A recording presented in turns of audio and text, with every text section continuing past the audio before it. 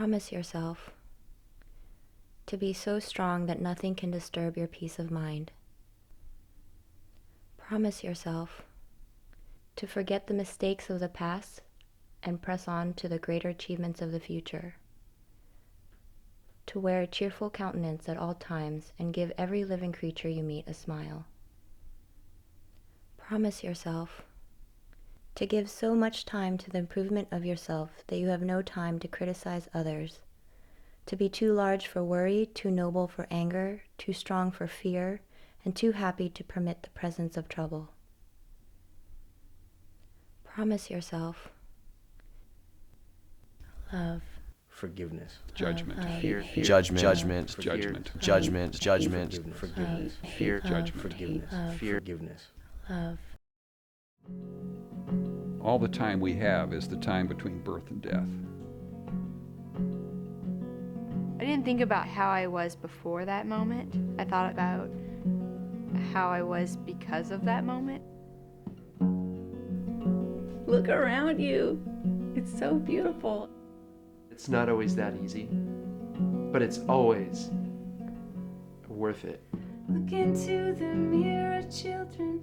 Tell me what you see, and do you know the inner workings of the person looking back at you?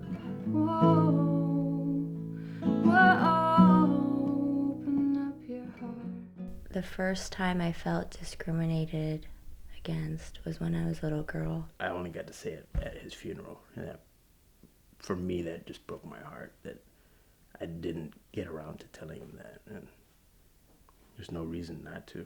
I loved him. And I've seen real violence. I was in Vietnam. I grew up in a kind of a violent household in some ways. My grandmother prostituted my mother when she was 14 years old to my father. It wasn't about if, it was about when. It's that her hurting hurts me more than anything. And I've seen it my entire life. Oh, I hear them whisper in there, telling me what I should do. One is light and one is darkness. I must choose one of the two. Whoa, whoa, open up your mind. When I found out that my dad had raped my mom, I was really pissed off. But when I found out that he'd been murdered, that all fell away. Compassion came over me, and I began to even realize more that if he hadn't done that, I wouldn't be here.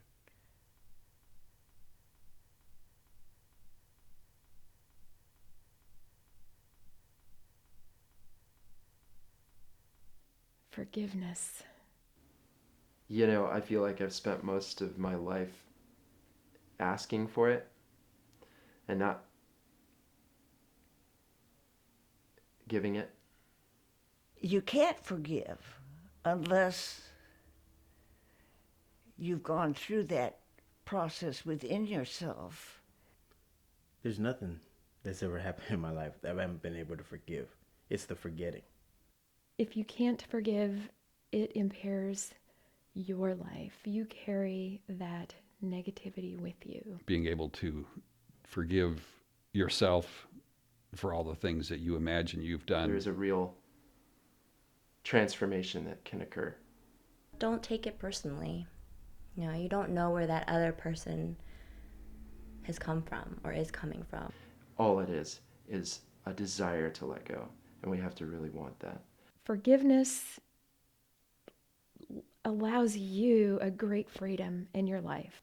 It's part of how we can turn our world into something free. Forgiveness is necessary for the continuum of us, of humans. If you're carrying around bitterness and holding on to grudges and all those things, you know, those to me go hand in hand with judgment. Nothing good can coexist with judgment. Fear, let go of me.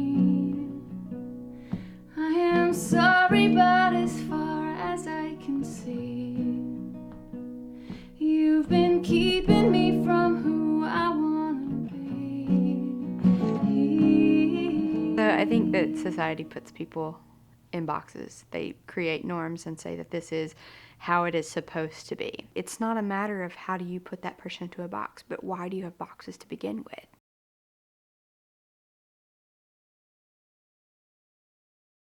I feel like there's just a block, a communication block, where I want so desperately for her to understand what I'm saying and to understand who I am.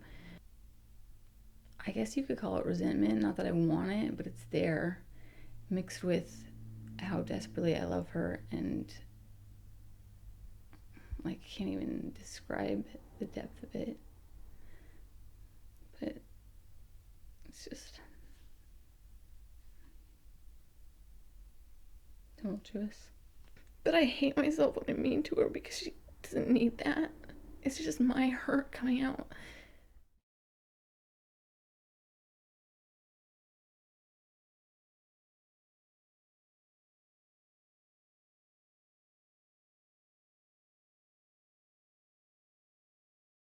You might be more hesitant to pass judgment if you've felt or experienced the negative effects of being judged, being too quickly judged at that. Fear is at the bottom of everything everybody does. You want to separate yourself from the world around you, then stand in judgment over other people. I think it's definitely the driving force behind the things that we would suggest are evil. We're afraid that we're not going to measure up.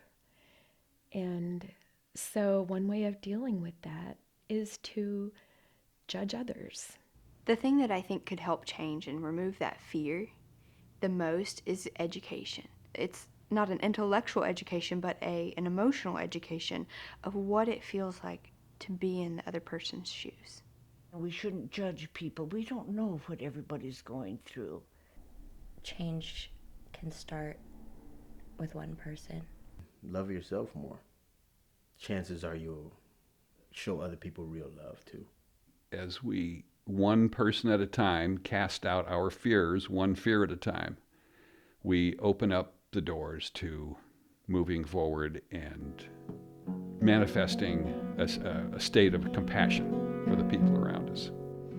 We are all one. We are all one.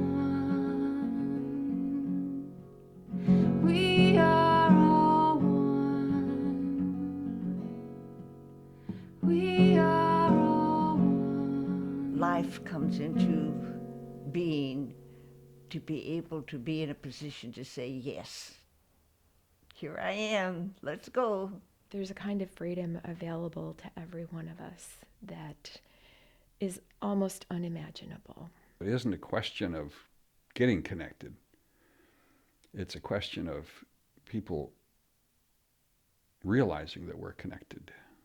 I'm going to make my choices based on the way that I want to be treated and the way that I want to see the world progress and move forward. It's such a blessing at this stage of my life to know there's meaning in doing it your best, that there's a reason for living. Definitely, it's about love. If you don't have love, you won't have peace. Listen to one another. Compassion, forgiveness, love, peace, acceptance. It's all very circular. If you can forgive, you can love. When I break it down, I want to love someone so well and so true to myself that it teaches me how to work with the rest of the people that I ever come across. I know it's hard. And I know that forgiveness and love, in spite of perhaps disappointment or hate even, is difficult to say I love you anyway.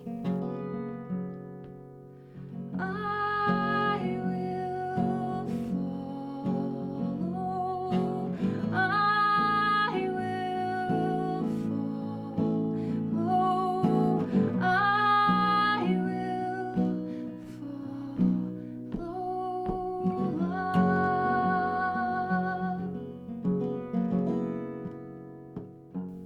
remember, I forgive, and I love you. Anything else? Gonna change the world one fucking hug at a time. One fucking hug. Gonna change the world one fucking hug at a time. Blessings. Now that was a good ending, wasn't it? Are we done?